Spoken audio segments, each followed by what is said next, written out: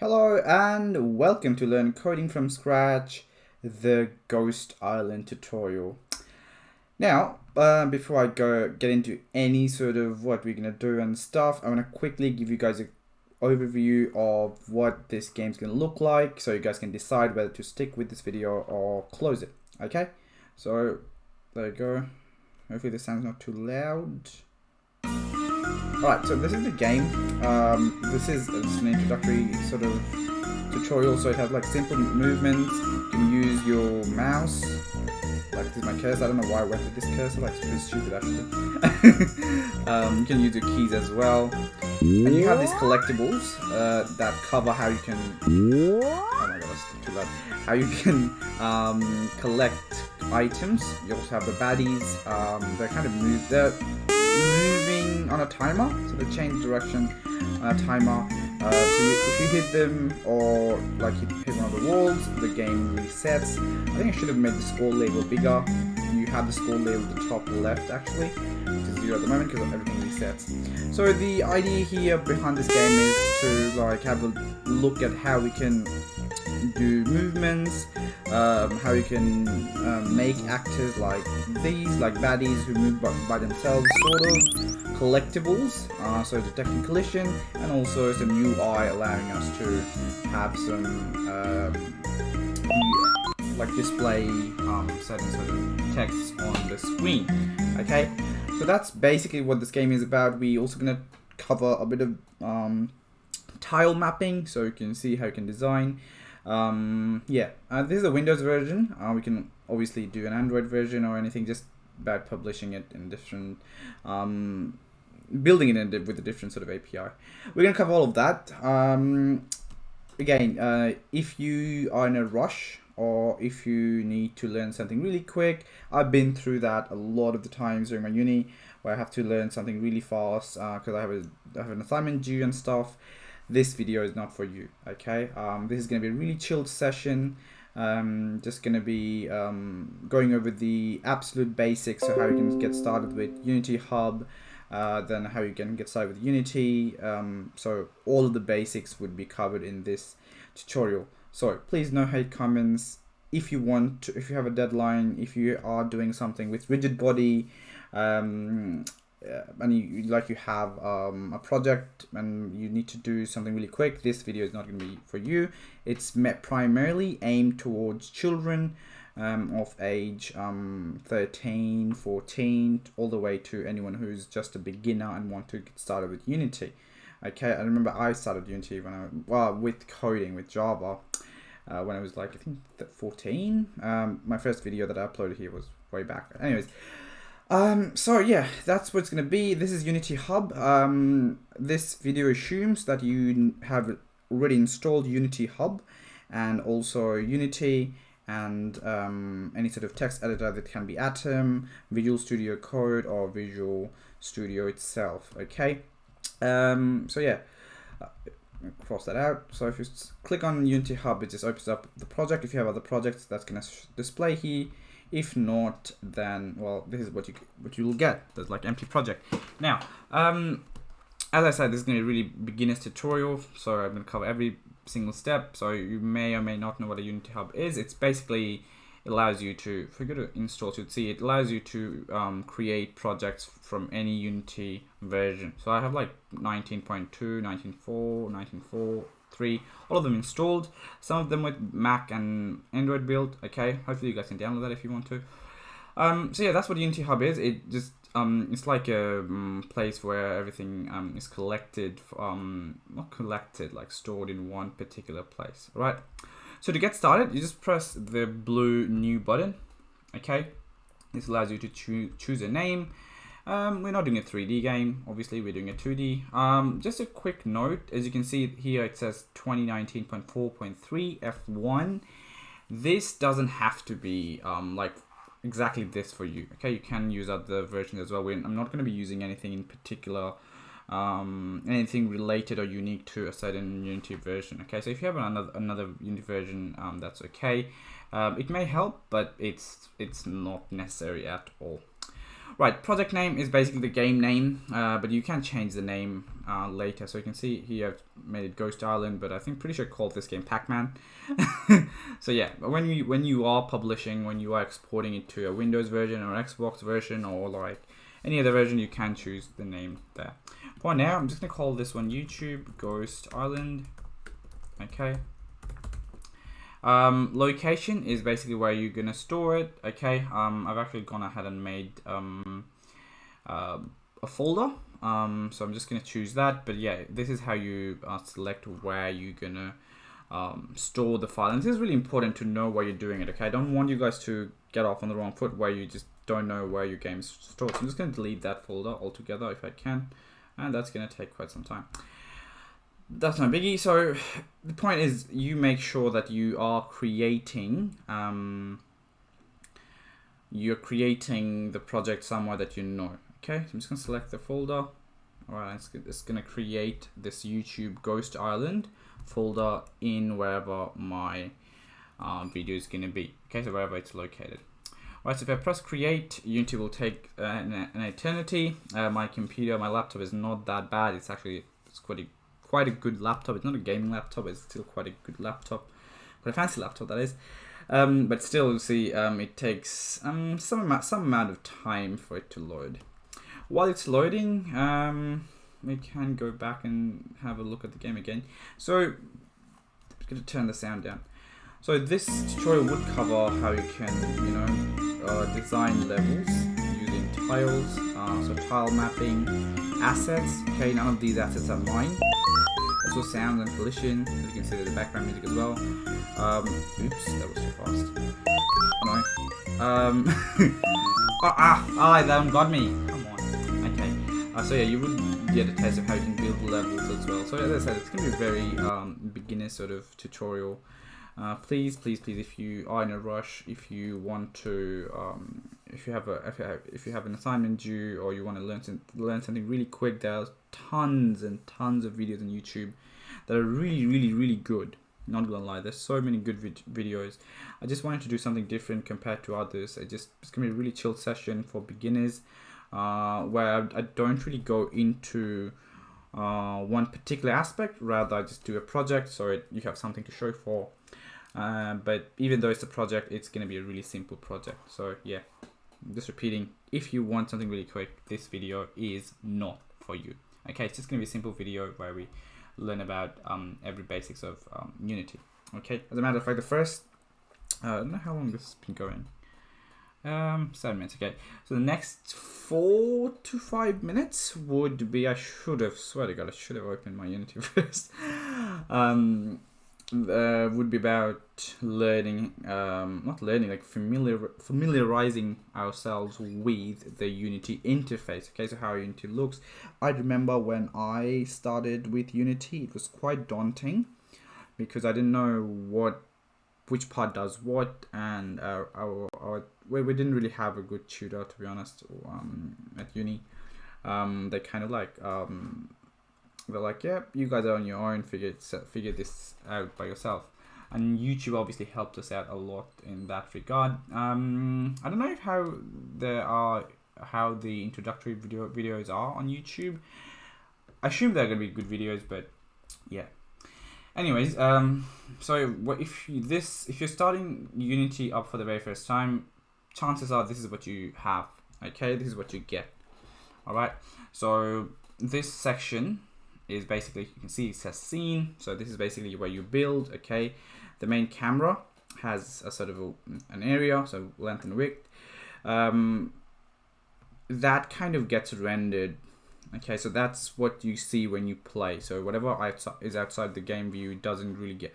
Depending on what sort of rendering algorithm it uses. If it uses Painter's algorithm, I'm pretty sure it gets drawn. Anyway, so the camera view is really important. Okay, so that's what you see. So scene view is where you can edit and add stuff. Game view is basically what you get in a game. Okay, so this is where you're gonna be building your stuff. All right, this section, the middle part. By the way, this layout can be changed. I'm gonna talk about layouts later. I tend to use 4x4 a bit. Right now, as you're starting out, there's literally no way I could tell you why some layouts work better than others. I think it's better if you encounter it by yourself, like, oh my god, that layout works best. Okay, so whatever layout works best. So I'm not going to go to layouts right now. I'm just going to introduce these sections. So on the left we have hierarchy. Hierarchy is where you'd see all the game objects in your game. So like the baddies, the players, the whatever you drag in would be in here. Okay, so right now just clicking on main camera. That is the main camera, really. Okay, so as you click on any of the item on main on the hierarchy, you get this on the right hand side. You get this inspector. You get to inspect them. What this really means is you can modify the values. Okay, with camera, it's not that important to do anything, or like you can just change the color if you want to. I like bright colors, so I'm gonna go with the brighter shade of yellow. Okay, so that's if I go to my game view, you'd see how it's like that now. You can also like launch, and you'd see how it's yellow. Right, so that's inspector. Inspector allows us to really edit items, okay, edit any sort of attributes. All of these are quite complex, okay. Complex in terms of the details, but I mean, you can just use them, but you can just mess around with them. Like size, that's not really complex. And when I say complex, it's just basically in terms of the knowledge behind it, like how it works and everything. So I'm not going to really go into them, but you are free to like play around with them. I mean, obviously. Now, so that's inspector. It's really important to know where your inspector is, because you use this to add a lot of components, and we're going to talk about components a lot. Okay, so let's actually open up, create an object. Okay, create a game object, and that's going to be kind of how we see what you do. Okay, so if I right click on the hierarchy and create empty, it creates an empty game object.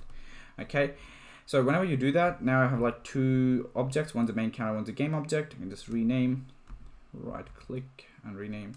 So I'm gonna call it test object. Okay, this is not part of the lesson or anything. I just want to show you guys how it is. Okay, so when you create an object, you can use these tools up at the top left of your screen. Okay, that's a move tool. You can move it right, left, okay, whatever you want to do. I'm assuming you guys don't have a mouse. Why? I don't know. You may not have a mouse, okay, because it's hard to believe I sometimes don't have a mouse because I can't find mine. Okay, so I'm going to show you guys these tools which help you out a lot. Okay, you have also the scaling tool. So obviously you can't really see how it's scaled up or anything, like you can't tell, there's no object. But yeah, you have the move tool that allows you to move the scene. You have the hand tool that allows you to move the scene. Move tool allows you to move certain objects. This is rotation, not necessary. Well, not that important, especially given it's a 2D game. But like when you are designing, you may find rotating objects quite handy, especially if you want to create, let's say you want to make a building, right?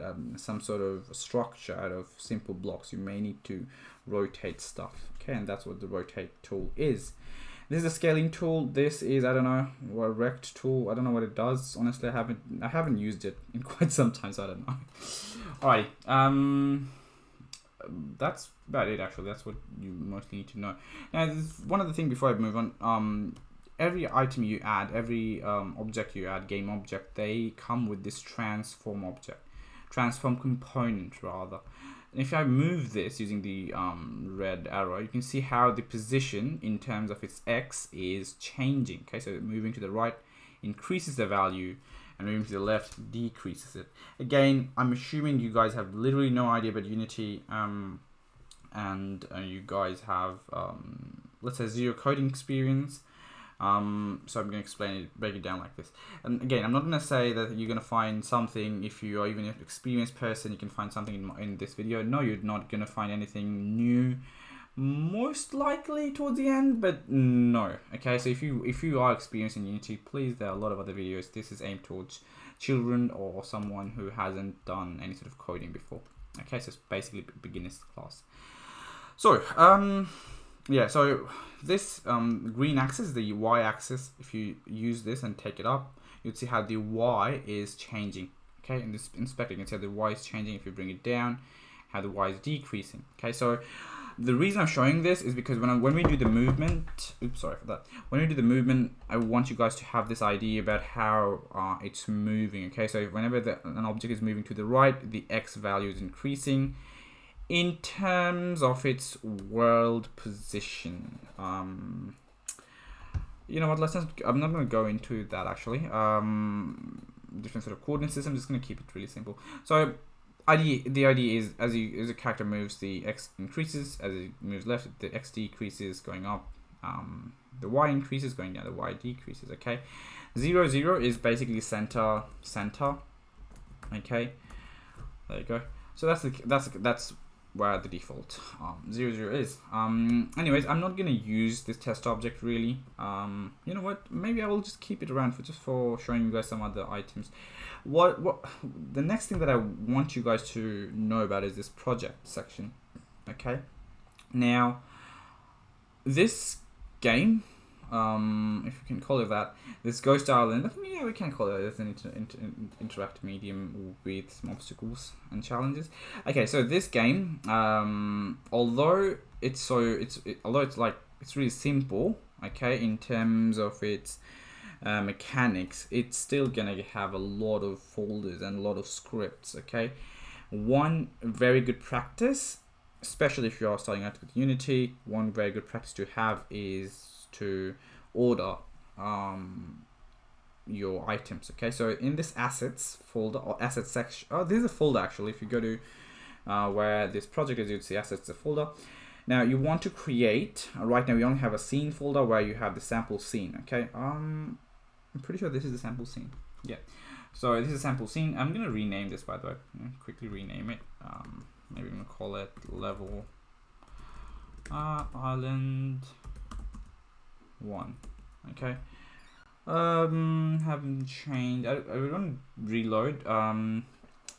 Hopefully this won't take that much time. Okay, there you go. Cool. So this is the scenes folder. I'm gonna go back to assets by double clicking on it.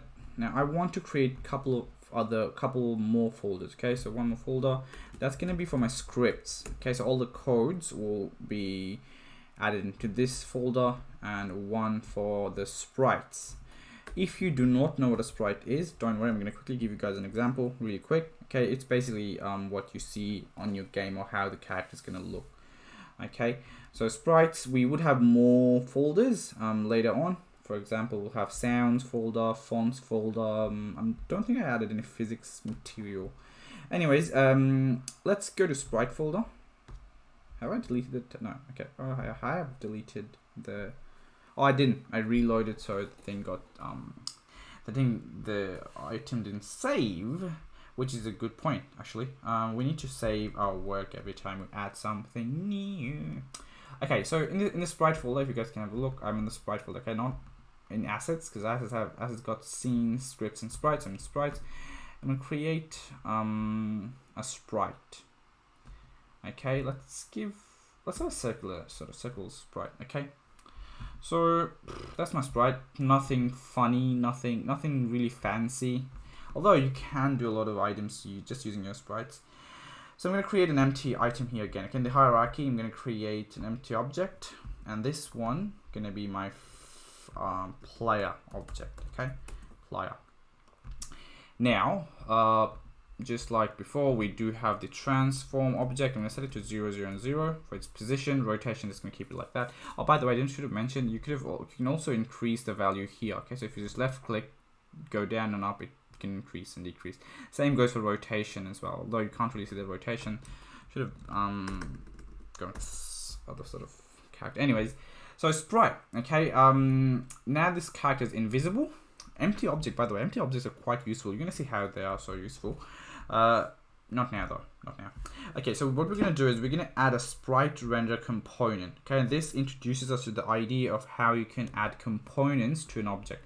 So this player object, so we have on our level island 1 that I called it, on our level or island, we have main camera that's gonna just render everything whatever it sees, and we have this player object which at the moment is empty. There's literally nothing in it. It's invisible. Okay, if you just play the game, there's literally nothing in it. I'm gonna save my work, by the way. It's Control S. Oops, did I misspell something? Save it from here. Okay, that was loud. That was my phone. Okay, so I've saved my work. I suggest you guys do that as well. So right now the player is invisible, but it does have this component called transform object component. Now if you click on add component, you can add so many items, so many components. Okay, you can add physics, something from physics. We actually not going to cover that much of physics here. Okay, what I would like to add right now, also tile map, we're going to use tile map as well. What we would like to add right now is a sprite renderer component. Okay, a sprite renderer component. What a sprite render component does, well, it allows you to make this object something, really. Okay, so you can just give it a shape, some color. So I'm going to drag this circle, which is located in my sprite folder. If by any chance you have created, this circle here outside in assets, okay, not in sprite, I recommend to delete it or maybe just drag it into the sprites. Okay, sprite folder don't have anything just lying around. Okay, everything should be in their respective folders. Okay, I'm gonna click back on the player and I'm gonna drag this circle sprite onto this sprites column, sprite section here. Okay, so on the sprite render you can see how it says sprite, and at the moment it's null. The moment you give it, drag it in, okay, you'd see how now it knows, the computer knows, okay, it has a circular sort of shape. So that's what a sprite really is. Okay, and sprite renderer allows you to render this, and like you see that in the game.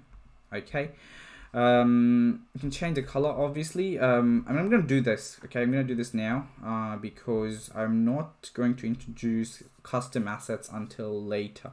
All right, so the beginning we're just going to set up all of our basic mechanics using this this whatever it is at the moment. Okay, so it won't hurt to have a nice little color for this one. One thing I didn't really mention, that is this animator. So you can add animations using sprites. Imagine having a sprite that is just like facing up, another one that's facing down. You can have them in animator to animate. I'm not covering that. I would do in other videos. If you are interested, there are a lot of animated videos on YouTube as well. Okay, cool. So that's what a sprite renderer is. It allows you to really render the sprite, draw the sprite. You have some other functionalities. We'll see how they are used when we go to when you start coding. I think one point you guys have noticed, the camera color has changed back. That's because I didn't really save, and it just loses its everything if you don't save. So I don't know what color should I go with. I don't know. Let's just stick with that then. That's too light, I guess. Alright, that's my color. Okay, I shouldn't waste time. Okay, let's see how it looks. One other thing before I get to scripting. Oh my god, that is wildly bright. Okay, that is my color.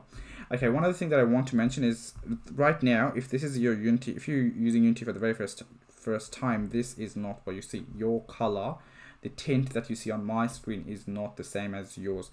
That's because I've actually changed it, and I want to have what do you call it? I want to have a clear understanding of when I'm in play mode and when I'm not. So right now, what you have is like the gray sort of tint, I guess.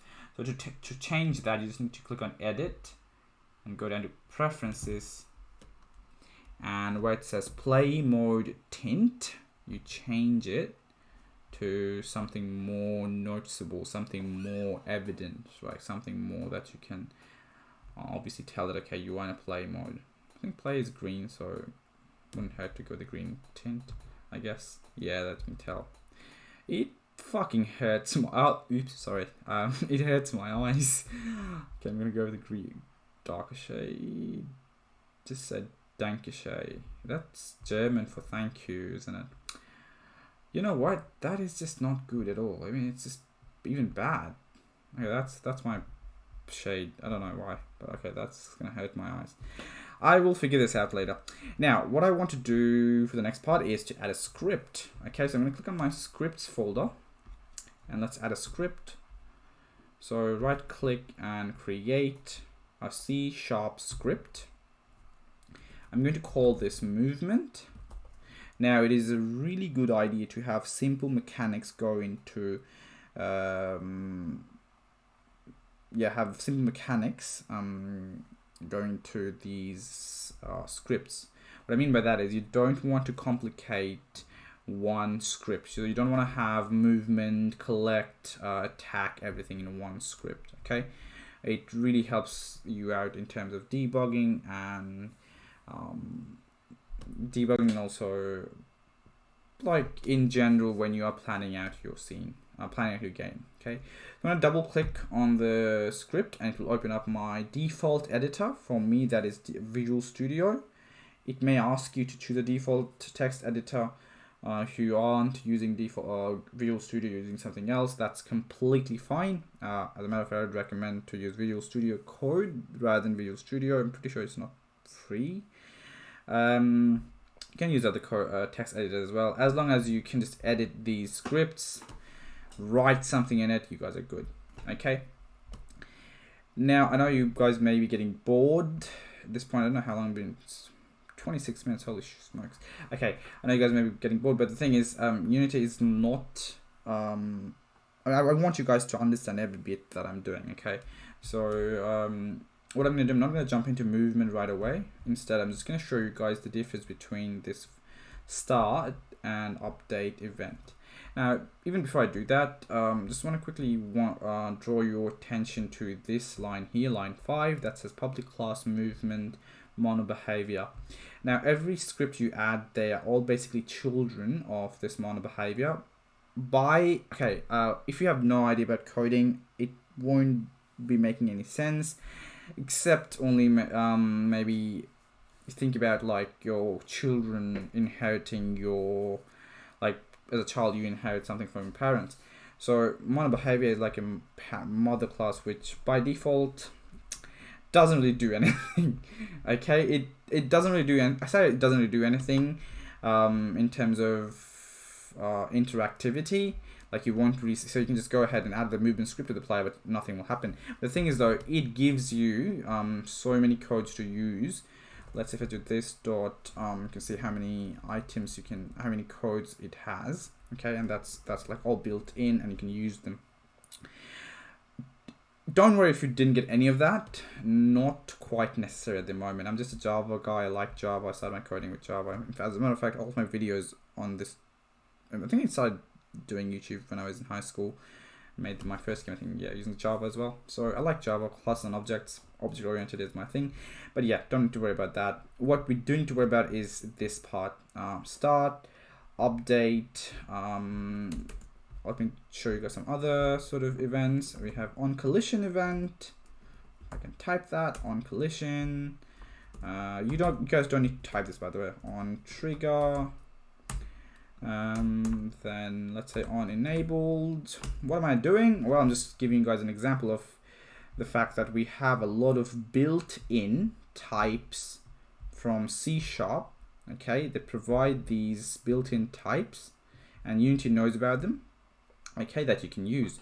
So by just using common sense, you can think of an example. So on collision enter, meaning if this script detects any other collision object entering this script's area. So on collision enter, you can just, I know this is not a code, you can just do remove, or like say, what do you call it? I'm not going to use the actual code. You can just say die. Okay, so like, yeah. Things like that, so that you have these built-in events that enable you to code inside of them, and the code would run accordingly. Okay, so on collision enter will run whenever you. These are 3D codes, by the way, so we're not going to be using this when we do get to collision. So yeah, you type the codes in and they work accordingly. So whenever something collides with the player, you can add in some codes. Trigger is exactly the same thingy, except there are some other differences. I'll talk about it, but like for now, think of collision and trigger the same thing.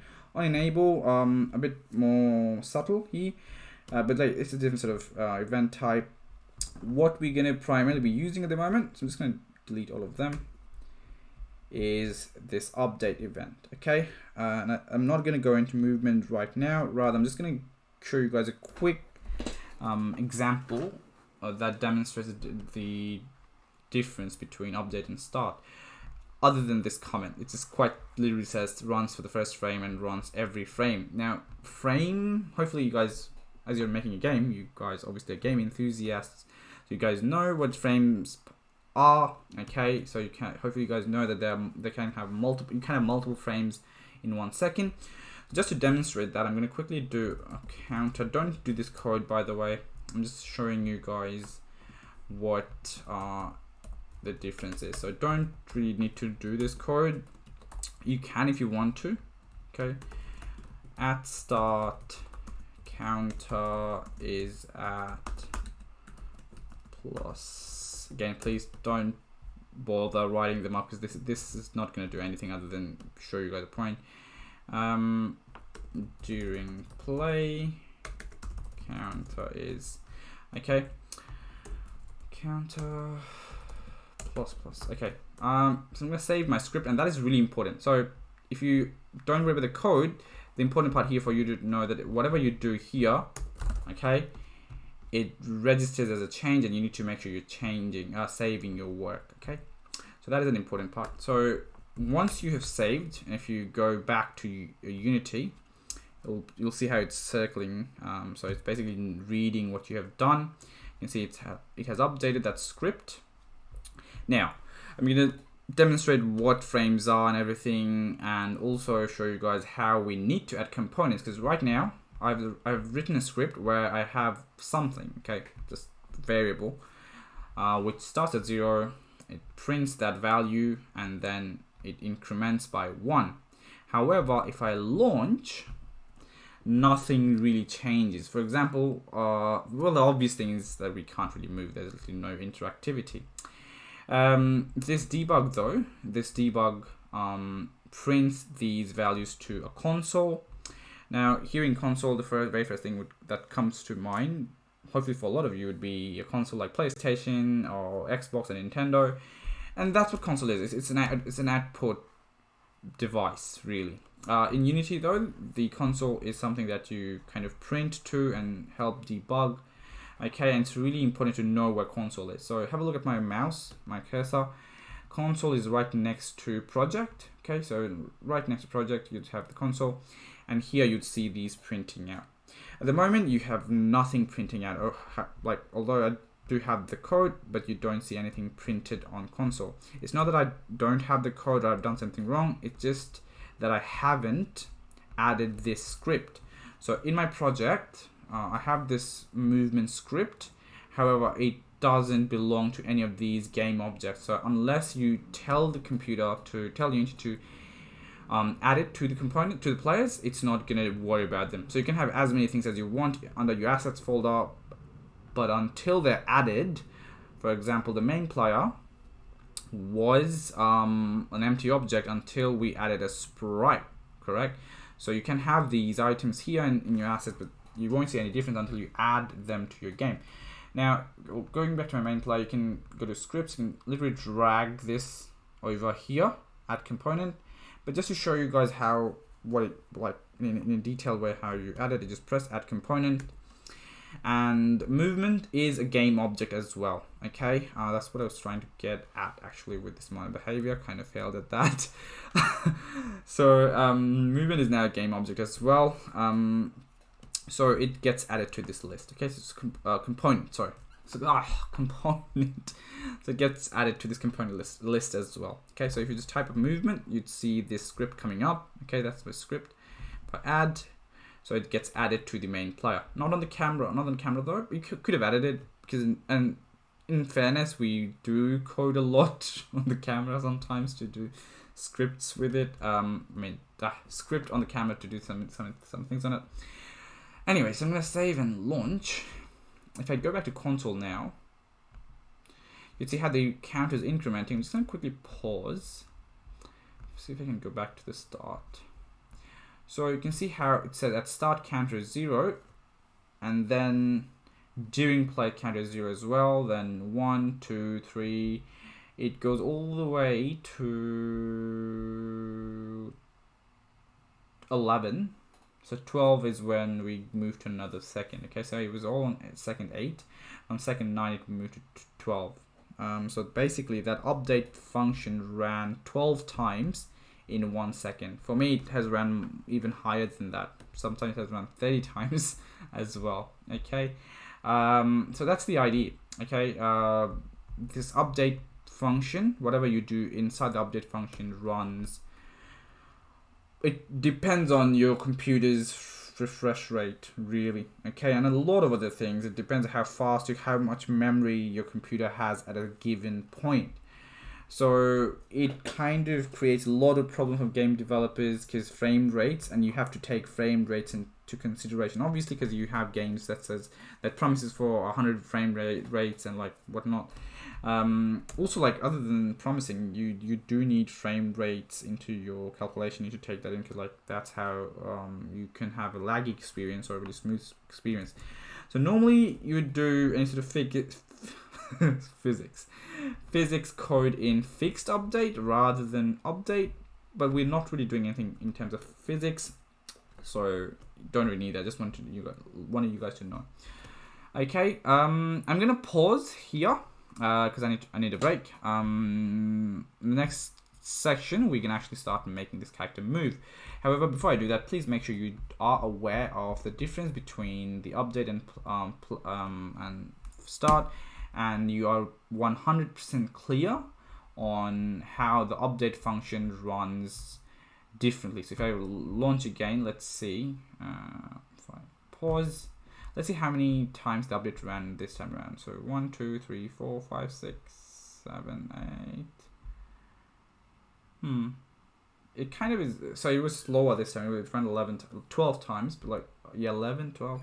It was slower this time around. So you can't really predict how many times the update would run. You obviously can have a rough idea, okay, but you aren't really sure how many times it's gonna run. And we're gonna see how it creates some issues in the next part. All right, so see you in the next part.